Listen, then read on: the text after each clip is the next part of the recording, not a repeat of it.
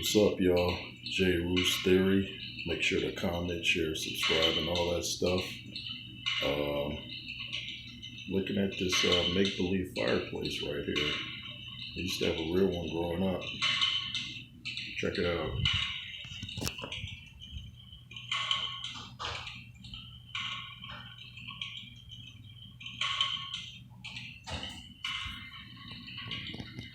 Kind of nice, huh?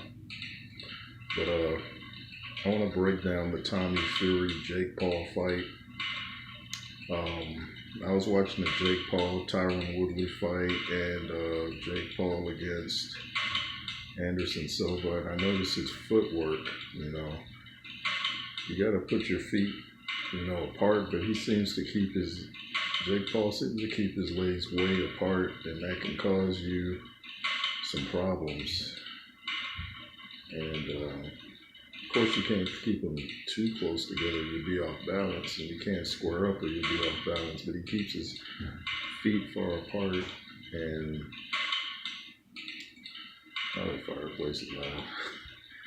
But Tommy Fury seems to have much faster hands and better footwork. A lot of people think Jake Paul is going to win. He's got that power, but he's got 6 wins, 4 knockouts. Jake Paul, Tommy Fury, 8 wins, 4 knockouts. I still see Tommy Fury as the better fighter, the better boxer, the faster hands.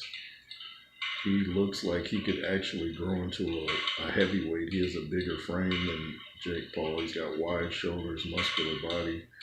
And the Furies, let's face it, they're just a fighting family. It's like in their DNA. I'm going with Tommy Fury. And I'm not going to sit here and, Jake Paul can fight. He said he sparred with world champions. I'm not sure which world champions those are. But he said he sparred with world champions, and he said he's done all right or something to that effect. But Tommy Fury's been waiting for this moment, and it looks like their dad's in camp, and he's got great boxing IQ. Peter Fury has great boxing IQ. Tyson Fury, all of them. So they're going to come up with the game plan. I just hope the fight is 12 rounds so they can establish a game plan. When a fight's only like 8 or 6 rounds, you can't really do nothing but go in there like rock 'em, sock 'em robots and try to get them out of there. You can't really establish a game plan when a fight's that short. But I think Tommy Fury's going to break him down, and I don't necessarily think he knocked Jake Paul out, even though I'm sure he'll try. I think he'll win on points. And both guys can hurt each other. And Jake Paul's looking like more of a devastating puncher because he's been fighting certain guys from the MMA. Not a good look from the UFC to let a YouTuber come in there and blast you like that. Makes you kind of wonder about the skill level in the UFC when it comes to stand-up combat. But let's see how he does against a real boxer. I think Tommy Fury will move around, use his quick hands, and I think Jake Paul won't know where the punch is coming from, kind of like Ruiz Joshua won. When you throw combos, guys are like, oh no, they don't know where to cover up. I think there'll be moments where both guys may be shocked by the other's power. But I just see Tommy Fury going in there and breaking down Jake Paul. His hands are way faster, his footwork is better, and the trash talk's gonna get even crazier, I'm sure, closer and closer to the fight.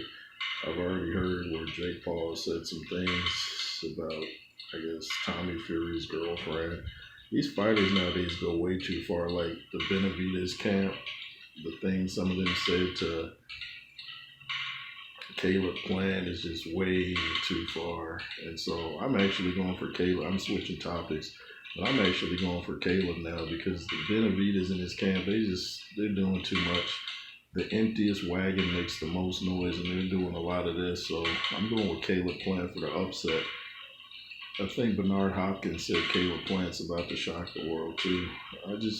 You would think Benavidez would have learned his lesson, from watching what Caleb Plant just did to Darrell or whatever his name was. That dude did all this and then got knocked out. I see it over and over. But in boxing, it seems like the guys that talk the most are the ones that get knocked out. But we'll see. Back to Tommy Fury and Jake Paul. Jake Paul's best bet to win this fight is, because he's not the faster fighter, people say timing beats speed, and I don't know if that's true, but he's gonna have to try to time Jake Paul's gonna have to try to time Tommy Fury. After he throws a punch, either lands or misses, he's gonna have to try to counter it with a power shot. He's gonna have to try to keep Tommy Fury up off of him. If he can't keep Tommy Fury up off of him, then he's in for a long night and he will get outpointed.